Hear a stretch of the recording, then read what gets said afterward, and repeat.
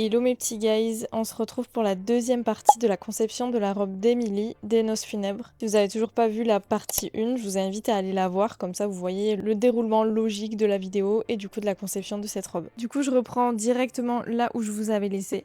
Donc là en fait je suis en train de faire mon propre patron d'une pièce dont je connais pas le nom. Je sais pas si ça vous dit quelque chose, si vous avez le nom n'hésitez pas à le dire en commentaire.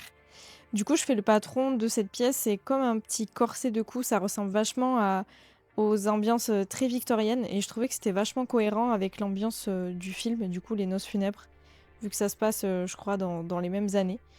Donc du coup, je voulais vraiment cette pièce assez unique et qu'on retrouve pas d'ailleurs dans le film, mais comme j'aime bien adapter les choses à mon style, je trouvais que c'était super joli et que ça allait vachement bien habiller le cou.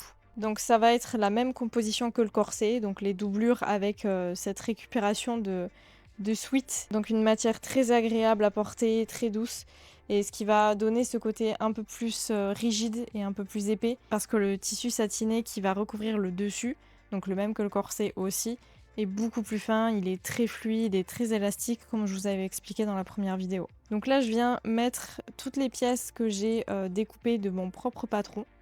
Alors je suis pas encore une experte dans le patronage, mais écoutez, le résultat était là, donc bah, je suis assez contente. Donc là je viens mettre mon thermocollant, encore une fois, pour pas qu'il y ait cet effet d'élasticité et que ce soit plus simple pour moi à coudre et à assembler. Et on se retrouve le lendemain du coup, où j'ai passé la soirée à tout assembler. J'ai voulu prendre mon temps et ne pas filmer pour pas avoir la pression de la vidéo. Mais je trouve que l'ensemble est plutôt pas mal. Donc du coup, on va donner cet effet de corsage donc sur le devant. On ne le met pas derrière comme certains corsets. On va vraiment avoir cet effet de corsage et du coup cet effet d'habillement au niveau du cou. Et ce qui va vraiment rappeler ce côté très victorien.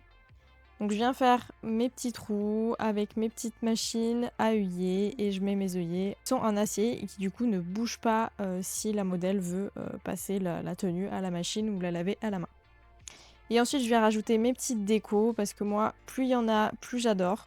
J'aime bien quand il y a ce côté avec beaucoup de strass, de perles. Et j'aime énormément d'ailleurs mettre des perles sur mes tenues. Je trouve que c'est un peu ma patte d'ailleurs. Après, j'ai fait un petit nœud papillon avec la même dentelle que j'ai mis sur la robe. Et c'est la même dentelle d'ailleurs avec laquelle j'ai fait les bordures pour habiller un peu ce côté trop blanc.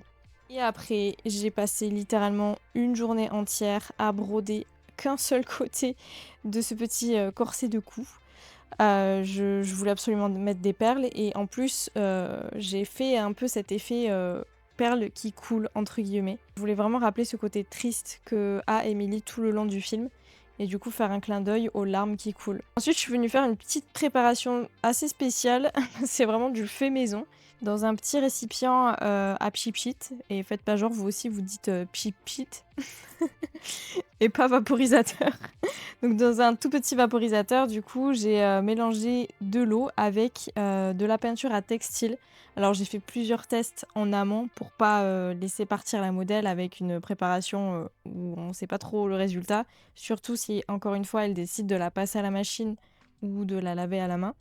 Donc j'ai mis une petite touche de blanc, une petite touche de bleu pour avoir cet effet bleu ciel, bleu assez terne que a Emily tout au long du film. Alors, comme vous avez pu le voir, la peinture blanche, c'est pour cuir tout autant valable pour le textile, ça tient de la même manière. C'est juste que du coup, pour le cuir, il faut des matières un peu plus légères.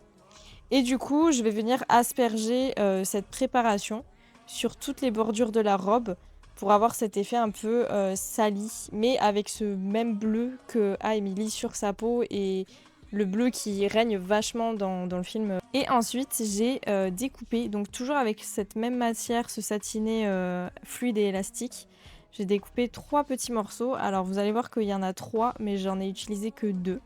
Et en fait, c'est avec ça que je vais faire l'effet cotte qui ressort comme ce qu'elle a sur le côté droit, si je ne me trompe pas. Donc elle a des cottes qui ressortent à travers sa robe. Donc là, je vais l'intégrer à la robe pour avoir ce petit détail quand même qui fait le tout sur la robe d'Emily. Et du coup, je viens faire des petites pièces en fait où je vais rajouter dedans de la mousse pour ensuite coudre ces petites pièces sur le corset. Et du coup, donner cet aspect côte qui ressorte du coup, directement sur le corset. J'ai dit 50 000 fois du coup, mais vous avez compris ce que je veux dire. Donc en fait, j'en ai gardé que 2 parce que 3 ça faisait trop, vu que le corset est quand même assez fin. Je voulais pas non plus que ça fasse trop gros, surtout que ces côtes, elles sont quand même assez, imposantes.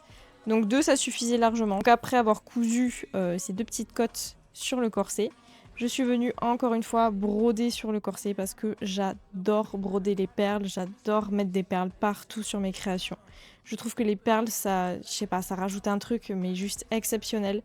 Il y a Alexander McQueen qui met beaucoup de perles aussi sur ses tenues, beaucoup de travail de broderie et c'est une des raisons aussi pour laquelle j'aime beaucoup ce créateur. Parce que vraiment les perles, je trouve que c'est quelque chose qui est pas assez présent dans le monde de la mode alors que vraiment ça rajoute quelque chose de très chic. On peut donner le style qu'on veut, aux perles qu'on veut. Il faut bien choisir la composition. Et du coup, je viens faire le voile de mariée. Donc encore une fois, je le fais à ma manière. Mais je voulais quand même garder la couronne de fleurs qui est quand même très importante dans le look d'Emily des Noces Funèbres. Donc je suis venue coudre un grand pan de dentelle blanche et j'ai rajouté quelques fleurs artificielles pour avoir un effet un peu plus imposant et toujours dans la même palette de couleurs de ces bleus ternes, de ces bleus ciel, bleu pâle, etc. Petite touche finale, évidemment, c'était obligé et d'ailleurs je ne sais pas s'il a un nom ce petit vert. Mais j'ai fait le vert que a Emily dans son œil. La première fois qu'on la voit dans le film. Mais je trouvais hyper important de rajouter ce détail. C'était vraiment le petit easter egg sympa. Donc je l'ai fait avec de la foam clay. C'est une sorte de pâte qui devient de la mousse. Donc c'est très léger et on peut la modeler comme on veut. Donc ça c'est assez cool. Et après, j'ai fait un petit travail de peinture. Donc, même si je suis pas aussi douée que les créations de Tim Burton, je trouve qu'on le reconnaît assez bien. Et je suis venue le mettre sous résine pour avoir cet aspect brillant et nickel. Et j'ai intégré un aimant pour ne pas mettre une épingle à nourrice ou un pins pour pas que ça pique la tenue qui est quand même assez fragile au niveau du tissu, vu qu'il est très fin. Donc voilà, avec ce petit aimant, il peut tenir n'importe où, sur l'épaule. Lors du shooting, je l'ai mis sur le gant de la modèle, comme ça faisait genre il était sur son doigt. Enfin bref, j'adore ce détail. Et, un détail que j'ai décidé de faire au dernier moment, parce que je trouvais que c'était vide, le trou qu'elle a au niveau des côtes, donc pour vous donner encore plus cet effet de profondeur, et toujours et encore avec des strass et des perles. Donc voilà mes petits guys, vous avez maintenant la totalité de la conception de cette tenue. Donc là je l'ai essayé pour faire quelques contenus vidéo. Et la vraie star, c'est la modèle qui l'a portée lors du shooting photo. Alors je vous laisse avec les images inédites. N'hésitez pas à vous abonner, à laisser un petit commentaire. Et vous avez tous mes réseaux sociaux en description. Je vous fais de gros bisous et à très vite pour une prochaine vidéo.